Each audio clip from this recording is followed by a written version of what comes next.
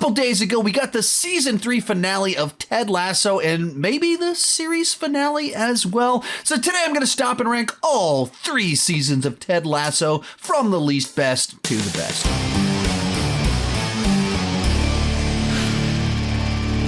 Hi, my name is Sean, and I love to talk about movies and TV way too much. With that in mind, go ahead and join me down below in the comment section. Share your ranking of all 3 seasons of Ted Lasso. My list is not the right list. It's just my list, and I would love to see yours.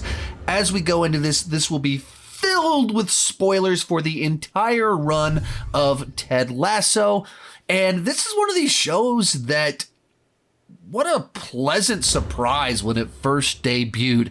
And I'd heard such amazing things about it. I went to check it out, and it actually lived up to and exceeded the overwhelming praise that I'd been hearing for it. Just phenomenal. I've barely discussed it on my channel at all, if I've even discussed it at all.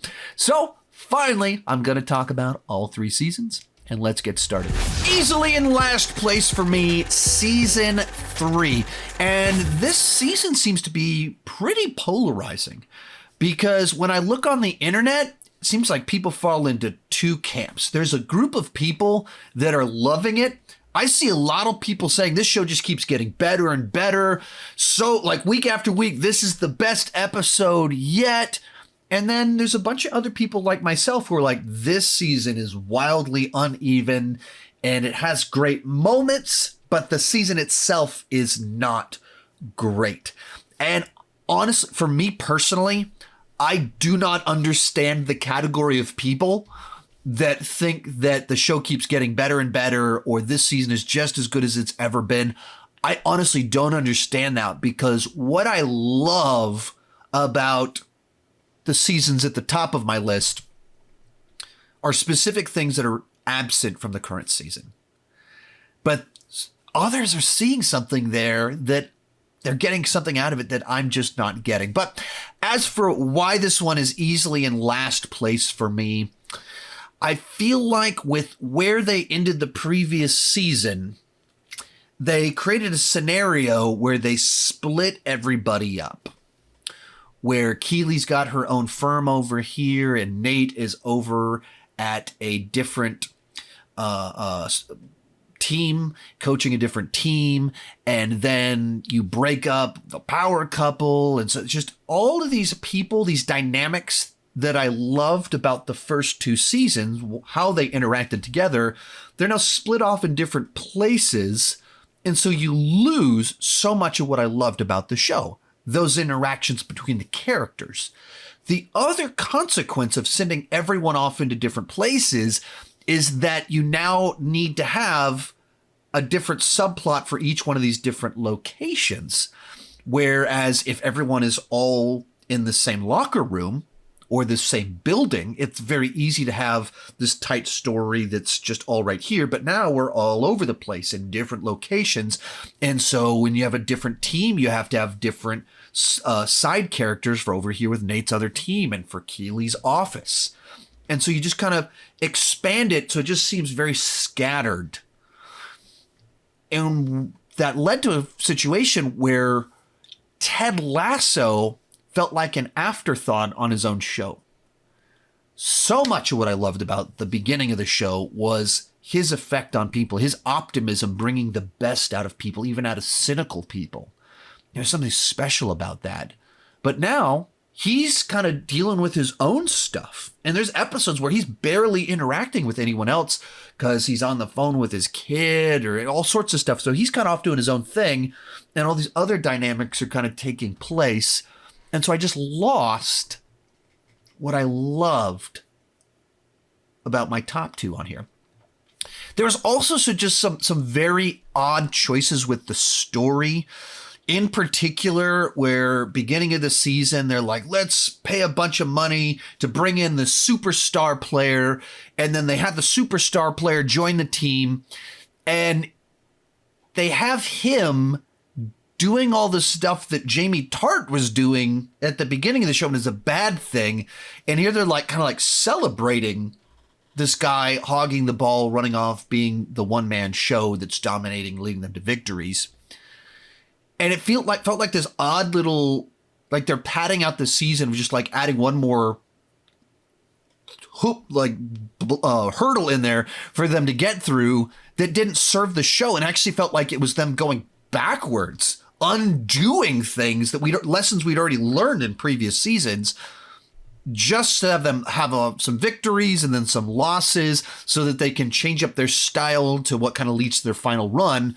But you also could have just skipped over the part where they got a bunch of victories because of him and just have the season play out where they start off not very good and then Ted makes his discoveries, changes the style, and gets better. But the idea of them winning a bunch of times, not because of the coaching, not because they're working as a team, but because of the one-man show, just felt like we're going backwards. Like it felt like it violated the entire concept of the show to me, what they were doing. And there were some fun moments in it, but far from anything that was like the best of the show. It just felt like a very odd rabbit trail to kind of go down for a while. And then there was just, I don't know. It just felt like there were just these weird rabbit trails that they kind of kept going down.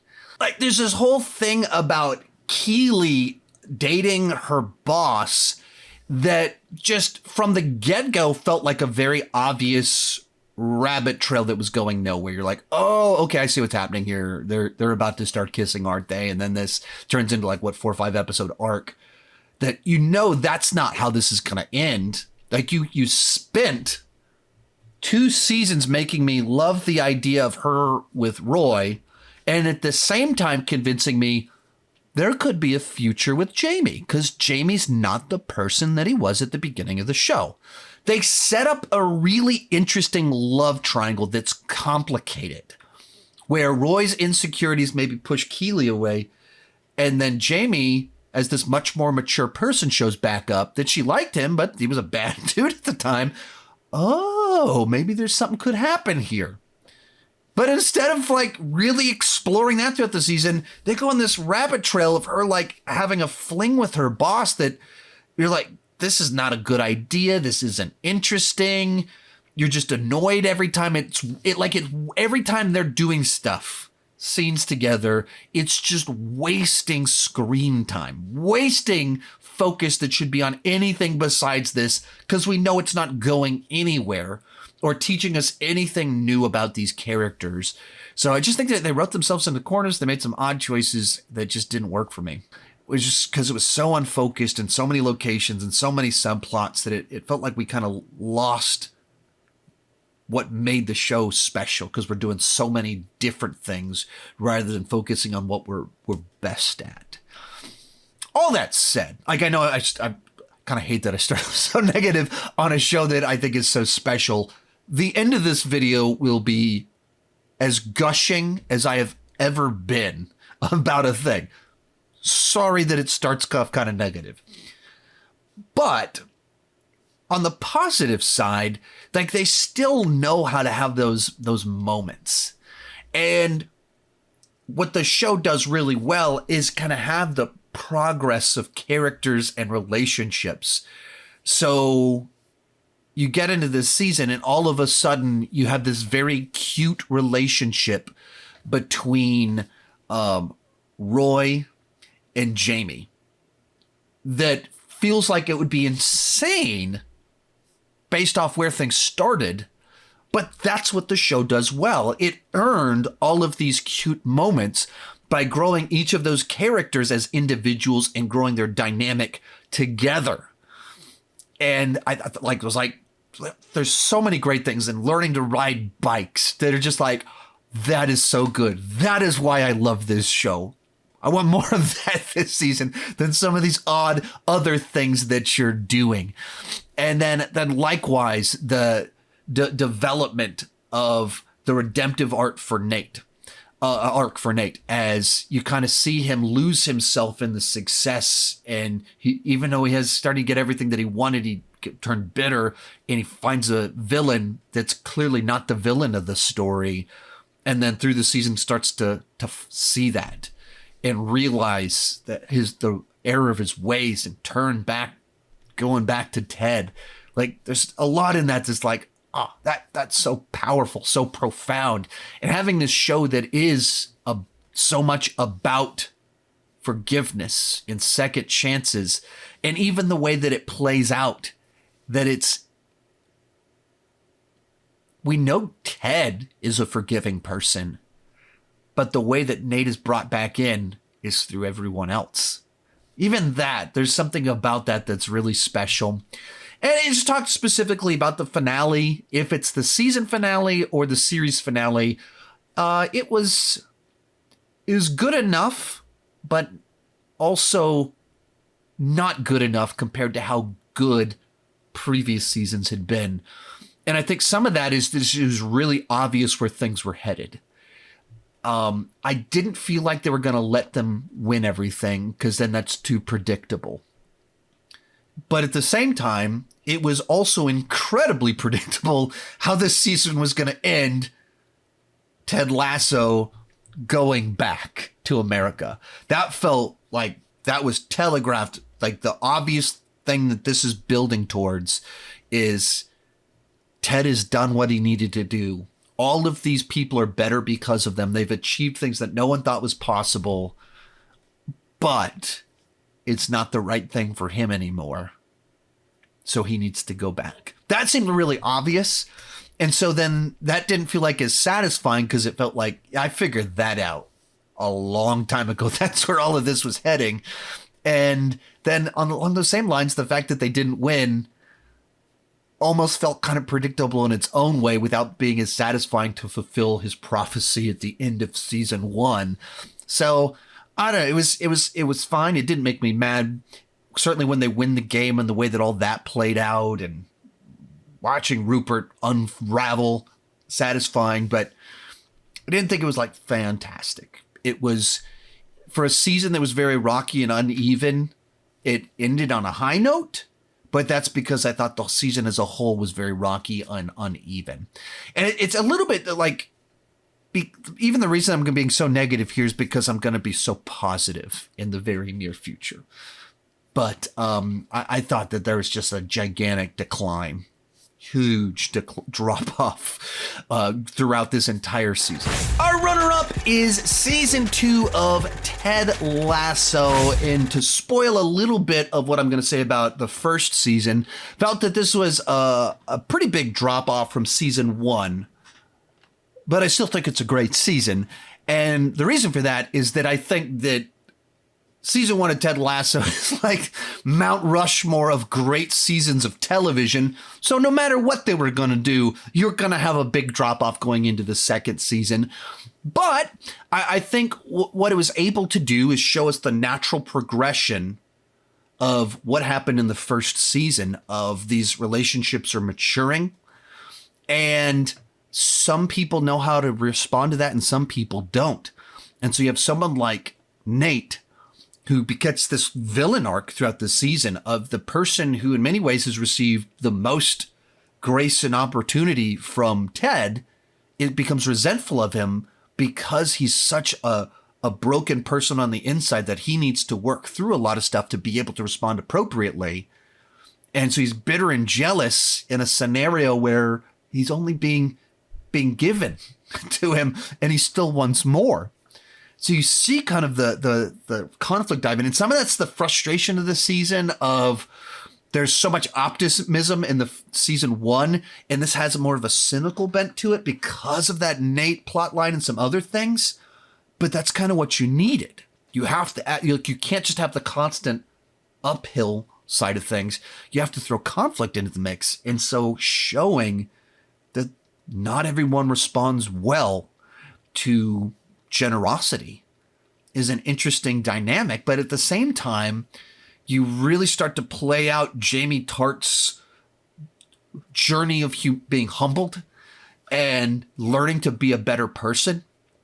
And it starts off at like peak douchebag and very quickly realizes that is not the way to do things.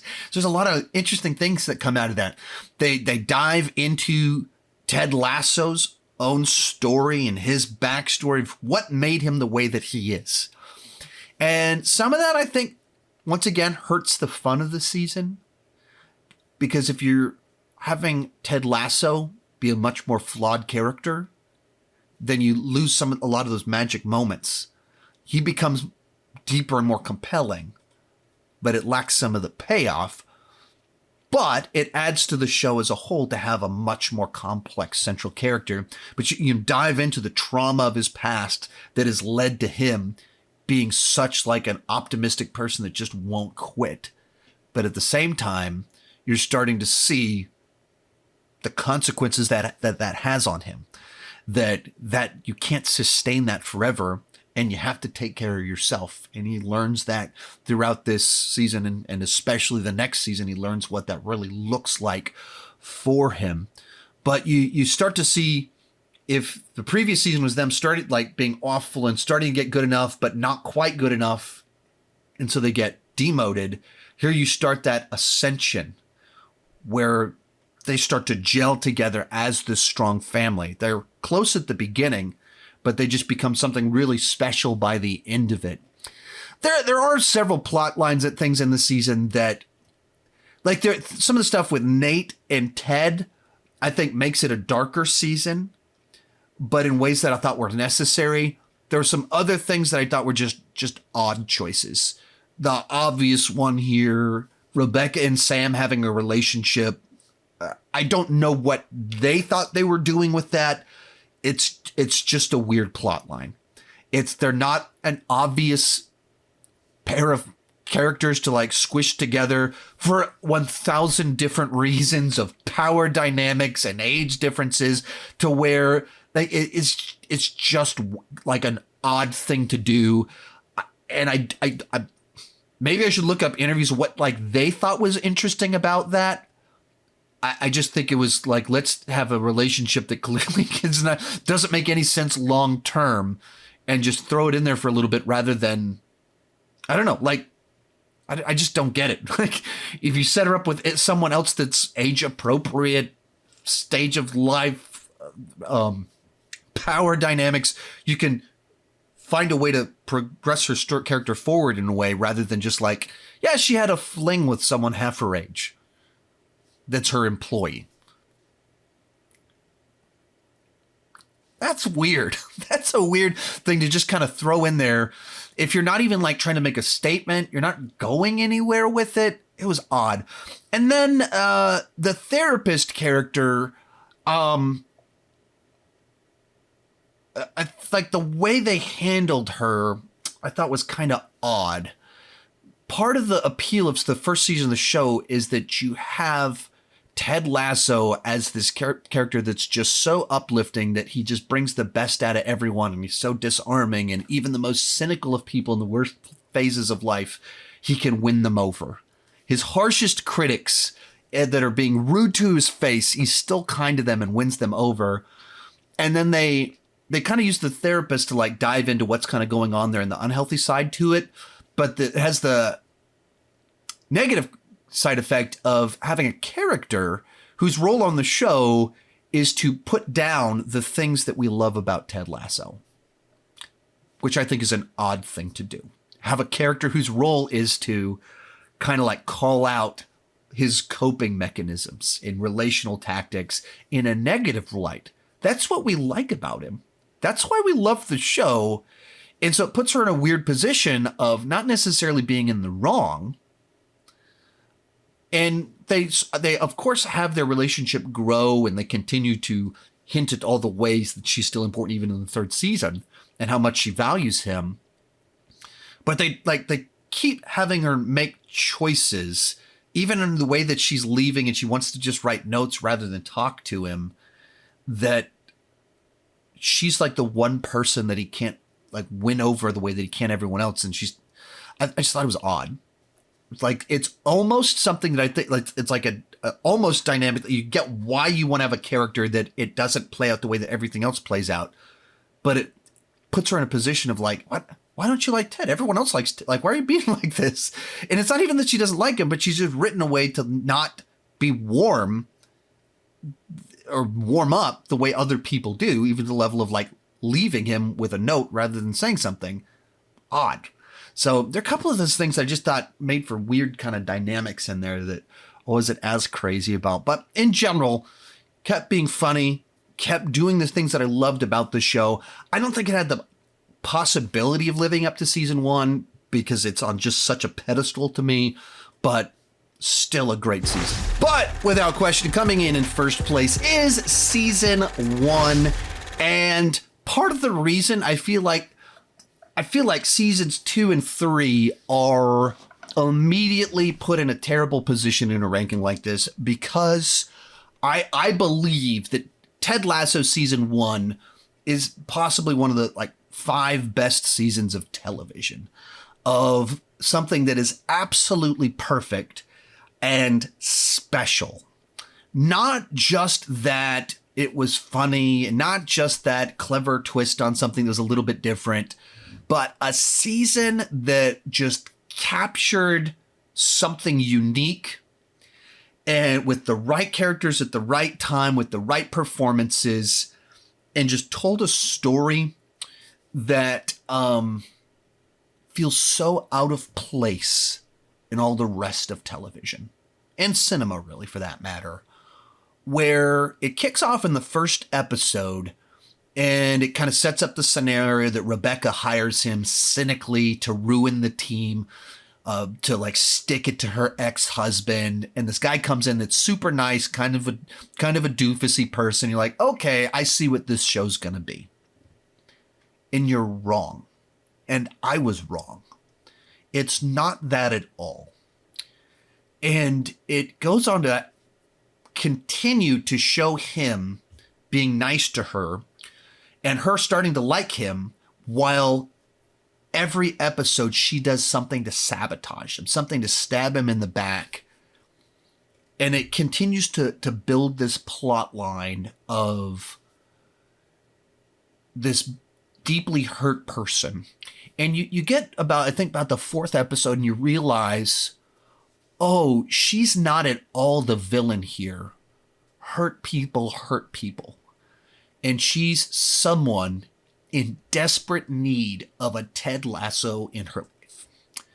And so you're watching, and everything that she does to hurt him is one more thing, one more example of how much more she needs him.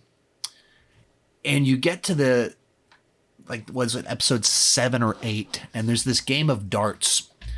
And it's just this phenomenal moment where so very clearly that Ted is becoming one of her best friends, and someone so close to her, and someone that's so dear to her. And even the dialogue itself is where Ted is saying things, all these people, they weren't curious. And curious people ask questions. They don't judge people. And it's just even a statement towards the internet, the comment section of people are so angry because they're not curious. It's so applicable. Every comment section, you just plop that. I wish you could just pin that at the top of every comment section, every interaction on Twitter. You should be curious about people that are different from you. It's so perfect. And you just have this moment where Ted is able to own her ex-husband that treated her so bad. And then it's kind of revealed at this point in time that Keeley figures out everything that's going on. And she has to own up to this point in time, doing everything to sabotage Ted. And running Jamie off and lying about it, hiring people to take pictures to make Keeley and Ted look bad. And so these two people that have become her best friends, and she did so many things to very publicly try to sabotage them and ruin them. And they've become her dearest friends. And the truth is there. And any other show on television would have handled this in a shockingly different manner of how the character would respond, how it would play out, its treatment of just a certain cynicism in what is, I would say, one of the best moments in television history. You have this scene where it's finally revealed. The entire premise of this show, the reason that it exists is because this woman decided to pull this man across the pond to humiliate him, to humiliate a team. He's a tool in her act of vengeance and has repeatedly done everything in her power to sabotage him, as he's done nothing but show her extraordinary kindness. And she has to confess the truth to him. And he just forgives her.